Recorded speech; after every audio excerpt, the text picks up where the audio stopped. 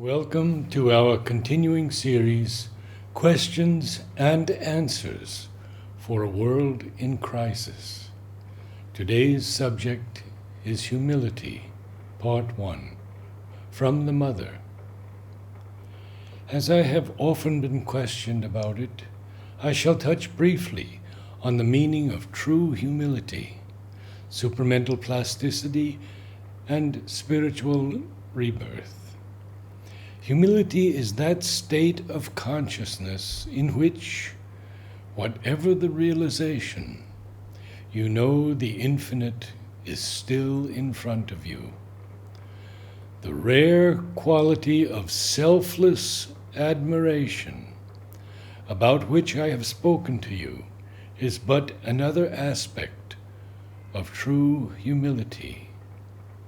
For it is sheer arrogance that refuses to admire and is complacent about its own petty achievements, forgetting the infinite, which is always ahead of it.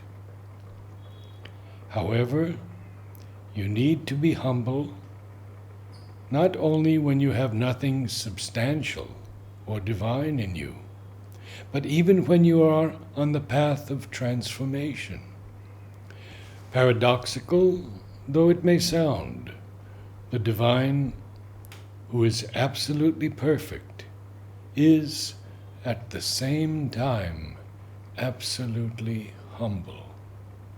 Humble as nothing else can be.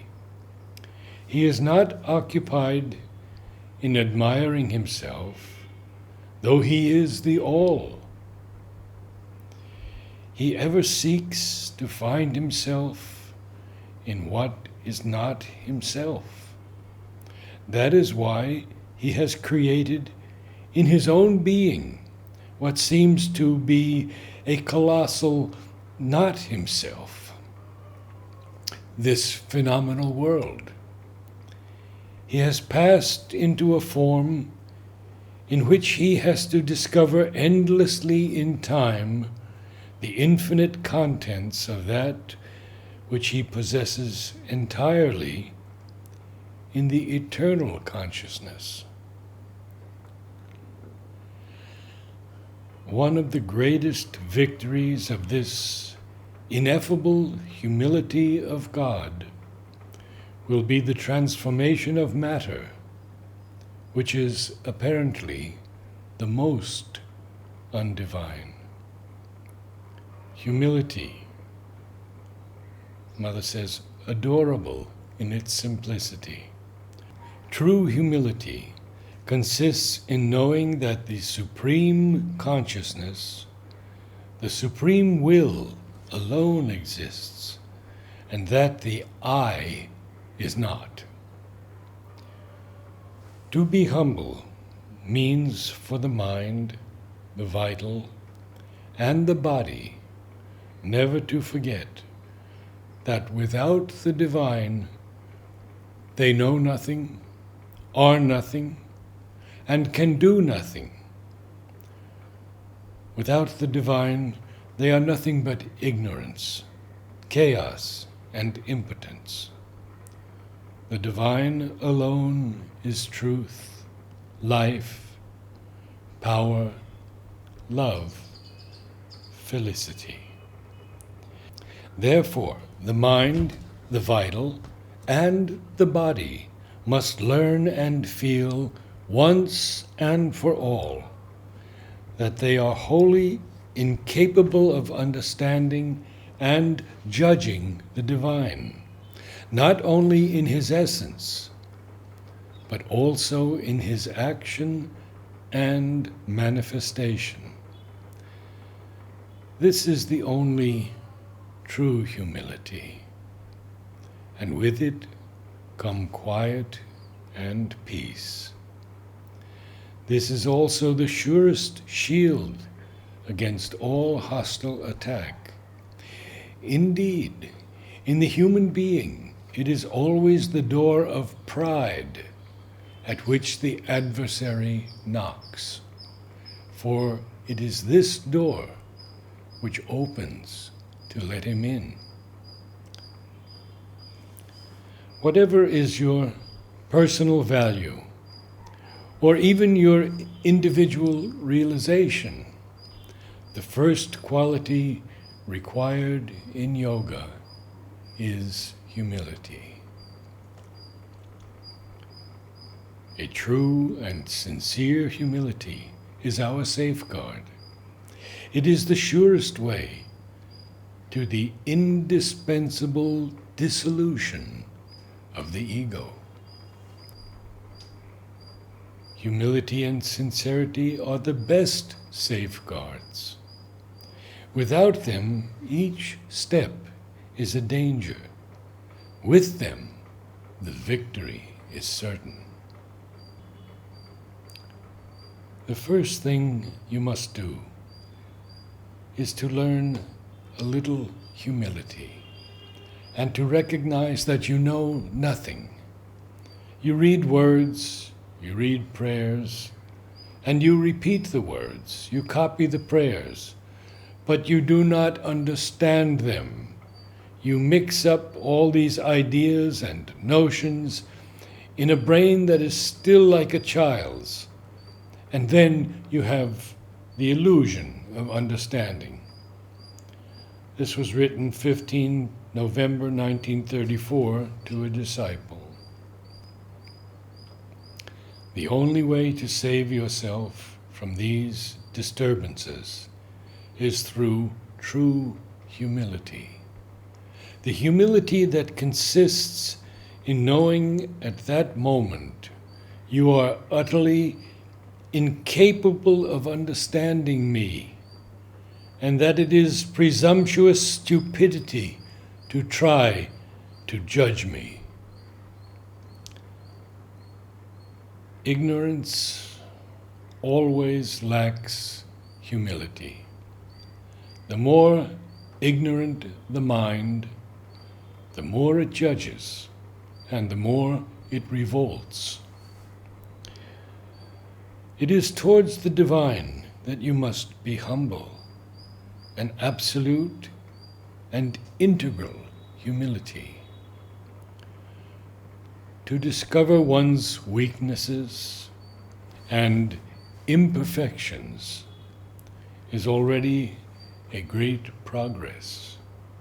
The first step towards progress is a sincere humility. It is very simple. When people are told to be humble, they think immediately of being humble before other men. And that humility is wrong. True humility is humility before the divine. That is, a precise, exact, living sense that one is nothing, can do nothing, understand nothing without the divine. That even if one is exceptionally intelligent and capable, this is nothing in comparison with the divine consciousness. And this sense one must always keep, because then one always has the true attitude of receptivity, a humble receptivity that does not put personal pretensions in opposition to the divine. The three types of examination are that set by the forces of nature, that set by the spiritual and divine forces, and that set by the hostile forces. The last are the most deceptive in their appearance.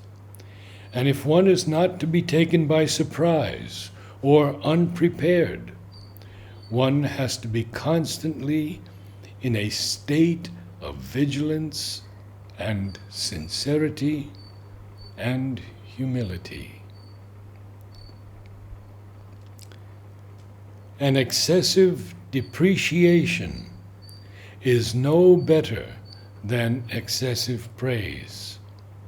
True humility lies in not judging oneself and in letting the divine determine our real worth.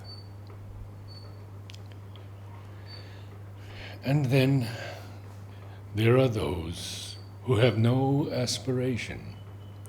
They try and they cannot aspire. It is because they do not have the flame of the will. It is because they do not have the flame of humility. Both are needed.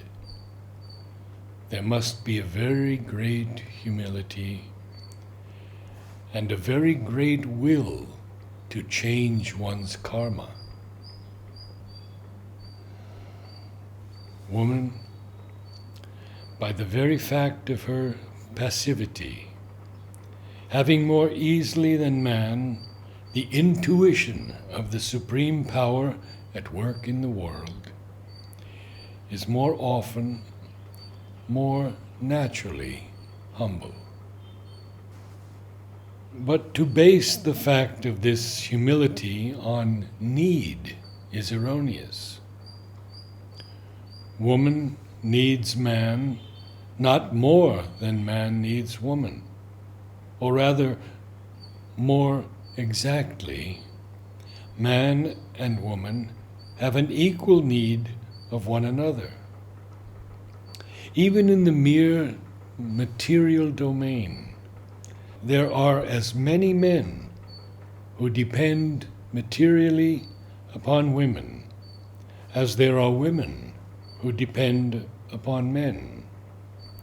If humility were a result of that dependency, then in the first case, the men ought to be humble and the women to have the authority. Besides, to say that women should be humble because it is thus that they please men is also erroneous. It would lead one to think that woman has been put on earth only for the purpose of giving pleasure to man, which is absurd. All the universe has been created to express the divine power, and human beings, men and women, have for special mission to become conscious of and to manifest that eternal divine essence. Such is their object, and none other. And if they knew and remembered that more often men and women would cease to think of petty quarrels about priority or authority, they would not see a greater mark of respect in the fact of being served than of serving, for all would consider themselves equally as servitors of the divine, and would make it their honor to serve ever more and ever better.